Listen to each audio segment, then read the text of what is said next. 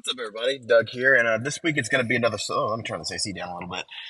This week is going to be a solo episode, just because we have a lot of different things going on right now. We're working on some reviews.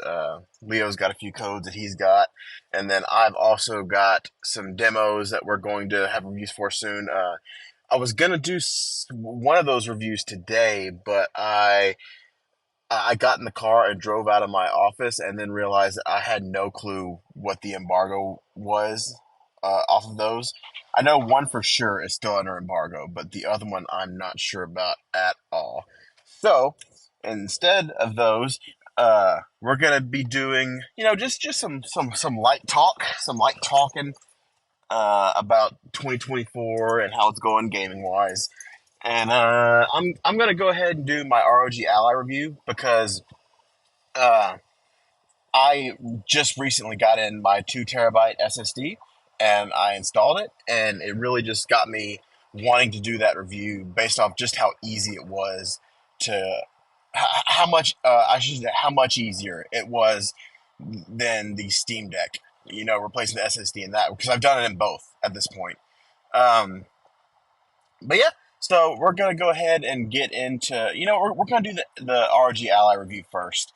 Um, so I got the ROG Ally mainly because there were so many games coming out on Game Pass, and I really just I wanted that secondary device because the Steam Deck is great for what it is. It is a handheld that is great at playing games on Steam. That's what it is. That's all it markets itself to be. And if you want to play games that are off of Steam, there are ways to do it. Um, but it's just if it's not on Steam, the difficulty starts to kind of ramp up, and accessibility and whatnot. And then there are some games like Call of Duty and Destiny that are they're on Steam, but if it's got the wrong anti cheat, then you can't play it. Um, so that was kind of the push that I really wanted to get this thing. And then they actually had ROG Asus. I'm assuming that's how you say it. I've never actually heard somebody say it, but they had a really good marketing campaign, over Christmas time, and it was play all your games except ALLY was capitalized because it's the ally. And I was like, man, that's actually a really good campaign. I would like to access my Game Pass library. I would like to just download things and have them work. And for the most part, that is exactly what you're getting with the Ally. Um, when you start it up, I mean, it's just like starting up a Windows PC. You go through the standardized, setup where you enter in your Wi-Fi information. You pick what you pick your settings, blah blah blah, all that. But when you get into the actual when you get first, you've booted it up. You get a nice video that tells you, hey, here's Armory Crate, here's what it can do, and here's what you need to do first. You need to update all your drivers and all that good stuff. And it tells you like step by step instructions on how the best way to do this is. Uh, all that stuff was really awesome and easy to set up. I don't know how it's going to be, in the future, but I got 3 months free Game Pass with this. And then one of my sons actually got an Xbox from his grandma for Christmas, so I got 3 more months. I won't have to pay for Game Pass for a while. Uh, but yeah, so you get everything set up and you can start downloading things. I downloaded Steam, I downloaded BattleNet, Ubisoft Connect, EA, Epic Games Launcher. Like I downloaded all these things, and whereas on the Steam Deck, whenever you wanted to install something that was outside of Steam, you would have to go through all of these. Like for example, with BattleNet, you'd have to download it, then you'd have to run the installer with a Proton pack, and then after you did that, you would have to add BattleNet into Steam and run another Proton pack through that. Uh, you would have to get the console port working for World of Warcraft, which is mainly what I use BattleNet for when I got the Steam Deck. you'd have to download. You'd have to look for the Linux version of CurseForge, and once you got it installed, if you were like me and running World of Warcraft off an SD card, then you would have to. Sometimes it would work, sometimes it wouldn't work. It was just a hassle, and same thing with all the other games launchers. It got easier as it went on. With there are these add-ons you can get, which would install all of them for you, which was better, but still the compatibility just wasn't exactly there. Uh, like I mean, obviously Game Pass, you can only do that if you download. Uh, you could dual boot Windows, or just install Windows straight onto your Steam Deck, or uh, you could do cloud streaming, which I mean it works. Don't get me wrong, cloud gaming works. There was what game was it? I think I played all of Halo Infinite's campaign on through XCloud, and there's another game. Oh, Lake. I mean, I played all of Lake through XCloud. So I mean that stuff works, but it's just not quite there. And the first thing I noticed about the ROG Ally is that everything I downloaded, it just worked. Uh, the only thing, convenience wise that I can think of, we'll talk about it in a little bit, is the sleep functionality. But I think I've kind of figured that out. But uh, the the console like experience, quote unquote, because it's handheld, is basically, Steam OS has, Steam Deck has Steam OS, and you can browse all of your games through there. And what's nice about what ROG Ally has going for it is it also has a program called Armory Crate, which all of your Steam games, your Xbox games, uh, your Epic Games launcher games, like all those games get added into one singular place, which is going to be an Armory Crate. And if anything for any reason does not get added, like when you install something, if you load up Armory Crate and you don't see it, you can pop in and manually add things, kind of like how you would manually add things into Steam. I know a lot of people have problems with Armory Crate, but I have not had a single issue with it so far. I would go in, I would pick out what game I wanted to play, and it would just work. So that was always a really good thing. The the performance is again, performance is just through the roof. Uh, we played, okay, so we wanted to play Red Dead Online together, but the the thing about Red Dead Online is that it is just broken on PC right now, so just can't recommend it. Um, but when we tried to, what we ended up doing is we played the campaign like side by side. Like we both started the campaign in Red Dead 2, and I was, a mix of low and medium settings, and I was almost constantly at 60 frames per second. There was dips here and there, but just the fact that I can play Red Dead Redemption 2 on a handheld at 60 frames per second is, it's insane. Uh, every game. Okay, so I mean, it's not an episode of the Night Ride Home podcast if there's not some kind of technical issue somewhere. But yeah, so basically, there has not been a single game where performance has been something that's kept me from playing something. The closest thing that I can maybe think of is when I was playing Alan Wake 2, which that's going to be a game that I'm going to wait to talk about that game until uh, I do a New Game Plus run for it. But yeah, there were problems running that game, but that game is just it is not optimized well for handhelds. If you're going to play Alan Wake 2, you should just do GeForce Now.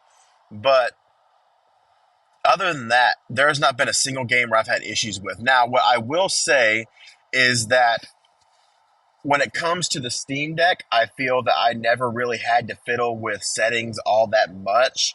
Uh, Whenever I would load into a game, it was pretty good at, I just never felt like I had to go into the settings and tinker with things. But with the ROG Ally, what I have found is that it is a pretty constant routine that I have going, where I am going in, checking to see what the settings I need to have are, and setting those before I actually get into gameplay.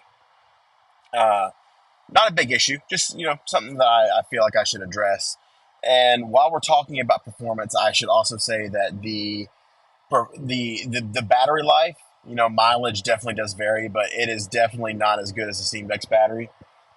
Uh, this is not a huge issue for me because I have a car charger for it for you know, when I'm playing like out in a parking lot or something while waiting to go in somewhere, or uh, and if I'm anywhere, it's somewhere that's going to have a charger. And a power bank is something that I'm definitely going to look forward to in the future, even though I don't really think that I'll need one. Uh, the physical aspect of this thing, it feels it feels like an Xbox handheld. It really does. It's got the white plastic feel. The buttons feel good. The D-pad feels good. All the buttons feel good on this thing. It feels like a premium product. Now, I will say that the Steam Deck feels like it's bigger for sure, but I don't know. It just feels more hefty. The first thing that my wife said when she actually pulled the Ally out of the box before I did, and she said, "I don't know. It just doesn't feel as sturdy as the Steam Deck does," and she was right. But it's not like this thing feels cheap. It feels good. The speakers they're on here are stellar. The sound is really great out of this thing. The Bluetooth works great. I would say that the Bluetooth works a lot better than the Steam Deck. A lot of the times, especially with my AirPods, I would have issues where, basically, I would, take my AirPods out of the box, and sometimes it wouldn't connect, and I would sit there and have to, you know, click on the AirPods thing in the Bluetooth setting, and it would say it would either not connect, or it would connect, but most of the time I would have to hit to connect it a couple times for it would actually pair, stuff like that. Uh, I kind of lost my train of thought. So, what was I talking? Okay, the Windows experience. I have dual booted Windows onto my Steam Deck, and I've also had Windows as my default OS before on the Steam Deck. And I will say that Windows is just not in a decent place on the Steam Deck yet. A lot of people swear by it. I don't. It's not for me. Um, I think that one day Valve can really, they've promised dual booting for a while, like official dual booting for a while, but it's not in a place where it works well. Um, so yeah, the like for we're gonna talk about the SSD process real quick, and that's gonna lead us back to Windows. Just go with me on this little journey here. For the Steam Deck, I've got big hands, and I felt like changing. I remember this very clearly. I got my SSD replacement, and I got to my office at like 5:30, 6 o'clock in the morning. I got there super early, and because my hands were so big, just changing the SSD was a nightmare, especially if you don't have, the appropriate tools. But I did have the appropriate tools.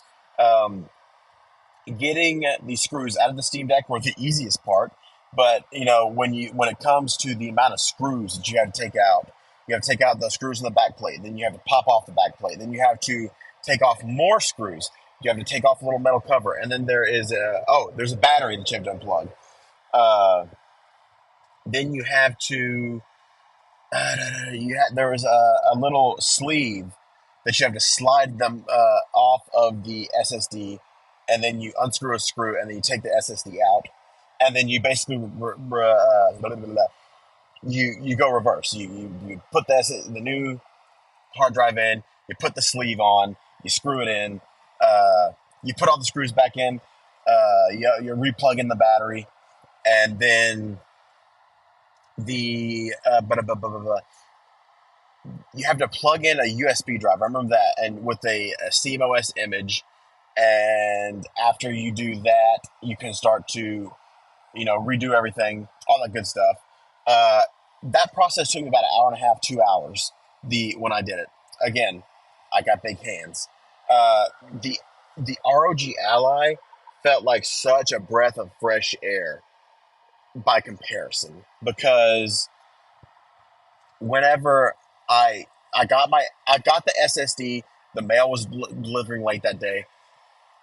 I got the SSD at like 3 o'clock in the afternoon, and I had the SSD replaced, and Windows was back up and running, and I was ready to download my games before I left the office at 5 o'clock that day.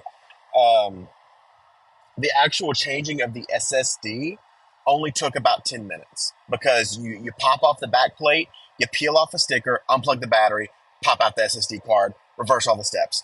And which makes it even easier are the screws are a lot easier to manage, because a lot of them are just slotted. What I mean by slotted is like you just drop them in the hole and screw them in. The only screw that I had an issue replacing was the one that actually holds in the SSD. Other than that, this process was so much better than the Steam Deck.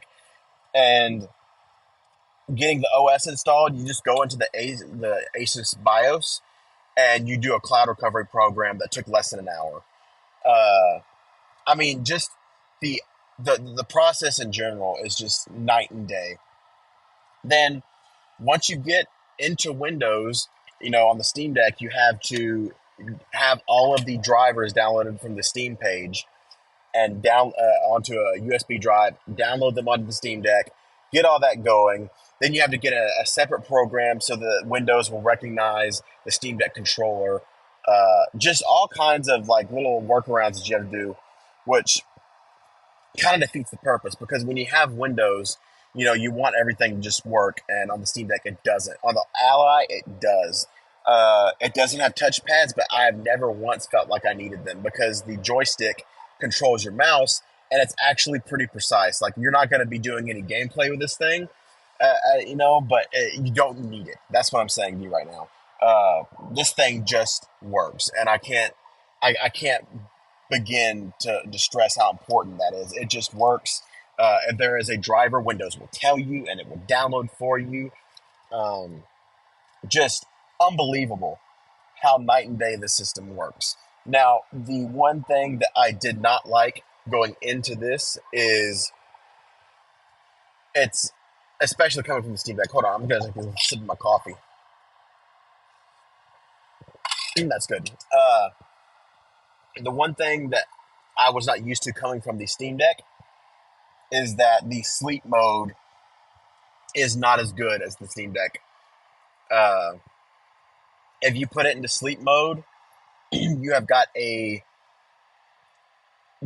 small chance of coming back and your game still being running. Basically, what's going to happen most of the time is when you come back from sleep mode, your game is going to crash. It can change resolutions on you. Like, I had a big issue where the game I was playing, it was Yakuza 0. I've talked about this. I would put it in sleep mode, come back, and the game would be in window mode. It was super frustrating. Um, you've got stuff like that going on for you. I have found that hibernate mode works a lot better, and you can set it to where whenever you push the on-off button on the top of the system, that it will do hibernate by default. And I've been playing Yakuza Gaiden, Man Who Erased His Name, that game. So far, I've not had a single time where putting it into hibernate has made the game crash. But I can tell you what game doesn't like hibernate mode, and that is Alan Wake 2. That game hates to be put in hibernate mode. If you put it in hibernate mode, if you put it in sleep mode, you've got about a 75% chance that son of a gun's going to crash. Uh, that being said, I find that hibernate mode works most of the time, so it's not really that big of a deal. Um, and I think that covers all the bases that I really wanted to touch on. Uh, this thing is an incredible gaming device. It is an excellent competitor to the Steam Deck, and I think until they find if you're going to buy one of these things, I would definitely. Oh, hold on. I almost forgot. The SD card on this thing, do not use a micro SD card on the ROG Ally for now. I want to say that the Asus has a warranty program where if you need to, you can send it back and you can get it fixed, and they do it for free, I'm pretty sure. Just don't chance it. I was told that if you had something after an R7 model, that the SD card slot would be fine. I put in my 512 gigabyte micro SD card, and it fried it. Uh, I would have been super upset if my 1 terabyte card had got messed up. Luckily, I decided to try the 512 first. So yeah, that's why I would heavily recommend that you go ahead and just invest the money, go into get a 2 terabyte SSD off of AliExpress. I know a lot of people don't like AliExpress; they would rather do Amazon. Don't worry about it. The 2 terabyte SSD worked completely fine. I've heard so many people with Steam Decks and ROG Ally say that this is the way to go. Uh, and again, if you're getting an ROG Ally, uh, the best thing I can tell you, I will never want to replace the SSD in my Steam Deck again, just because of how much of a pain it was. I will have no issue if they come out with a 4 terabyte or a 3 terabyte SSD for the ROG Ally, and I decide that I wanted to upgrade. I would not be scared to do it. I would not want to do it on the Steam Deck. But on the Steam Deck, you don't really need to because you've got that SD card slot that works. I'm trying to think if there's anything I'm missing. All in all, the ROG Ally is a fantastic device. It does everything that you want it to, and some things that you're probably like. You can if you look up ROG Ally desk setups, you can find these excellent minimalist setups for people that are using it not only as a full gaming PC, but as they type up documents on it. Whenever I leave my job that I'm at now and I don't have access to an office computer anymore, I'm going to be using this thing to type our reviews and do our social media stuff for the podcast. Uh, just an all around incredible device. Um, so yeah, I'm gonna go ahead and transition over into the end of the episode here because I've got some things on my end that we have to figure out. Uh, just I feel like every time I record this podcast, some kind of emergency comes up. But next time, I'm going to talk about my thoughts on the Yakuza franchise and, the Yakuza franchise as I've played it so far. And we've got a whole lot of games coming out this year. We've got review codes already coming in. I've got some demos that are under embargo that I'm excited to talk to you guys about. And I've actually got another embargo that I just remembered. I think it lives next week. We're going to talk about that game then. Thank you guys for listening, and I'll see you next time.